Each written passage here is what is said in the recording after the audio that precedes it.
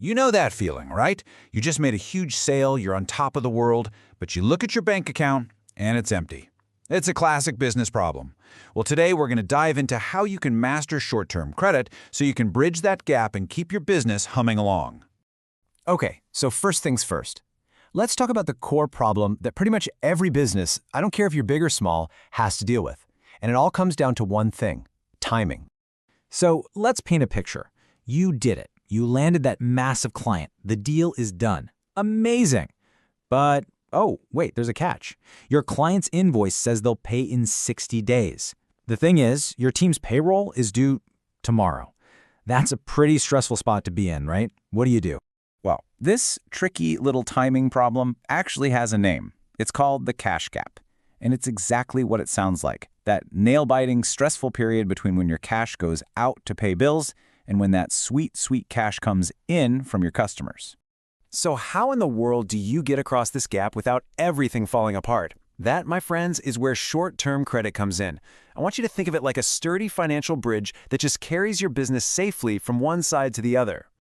But here's the thing. Not all bridges are built the same, and choosing the right kind of credit for the right situation is, without a doubt, one of the most critical decisions you'll make.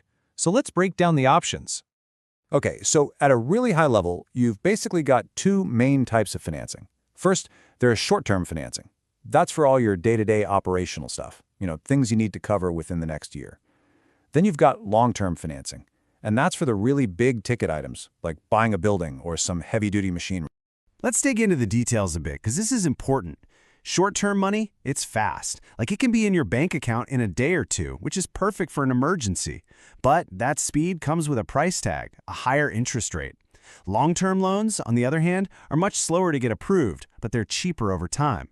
The biggest mistake you can make is using the wrong tool for the job. You would never want to use fast, expensive credit to buy something like a building. That's just a recipe for disaster. So let's really focus in on that short-term stuff, right? When you have that cash gap, what tools are actually in your toolkit? Well, let's get into the three most common and most powerful options you've got. First up, we've got the line of credit, and I like to call this one the flex option. You can probably guess why. Its biggest superpower is its flexibility, which is absolutely perfect for those unpredictable cash needs. So how does it work? It's kind of like a credit card, but for your business. The bank gives you a limit, and you can pull cash from it whenever you need it.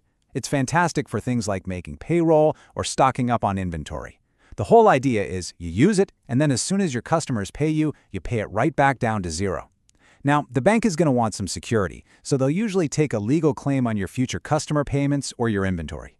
But here's the risk you got to watch out for. It's really easy to get used to it, and that can sometimes hide some bigger problems with your cash flow.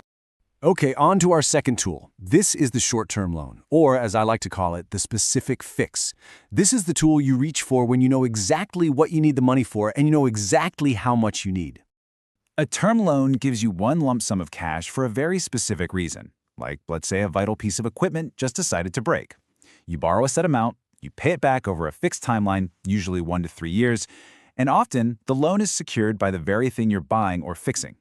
The real advantage here is discipline. It forces you to use the money for one thing and one thing only, which stops you from dipping into it for other little costs.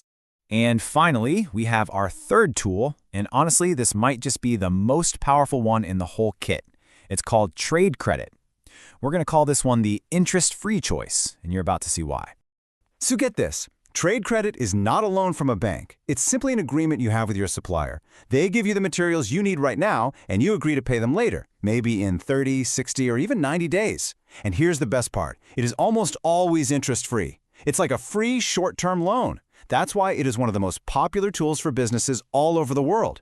But you have to be careful. Your reputation is everything here. If you pay late, you could damage that supplier relationship and lose access to this amazing tool for good.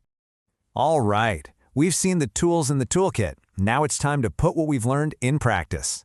Let's walk through a real-world scenario and see if you can make the smart choice. Okay, here's the situation. A manager needs to order a bunch of raw materials. They have two options on the table. Option 1, go with a supplier who offers net 60 terms. That's just business speak for you have 60 days to pay, and there's no interest. Option 2, they can use the company's line of credit, but that's going to cost them 7% interest. So take a second and think about it. The goal is super simple. Keep costs as low as possible. Based on everything we just talked about, what's the right move here? Which path should the manager take? If you said trade credit, you are 100% correct. It's a no-brainer, right?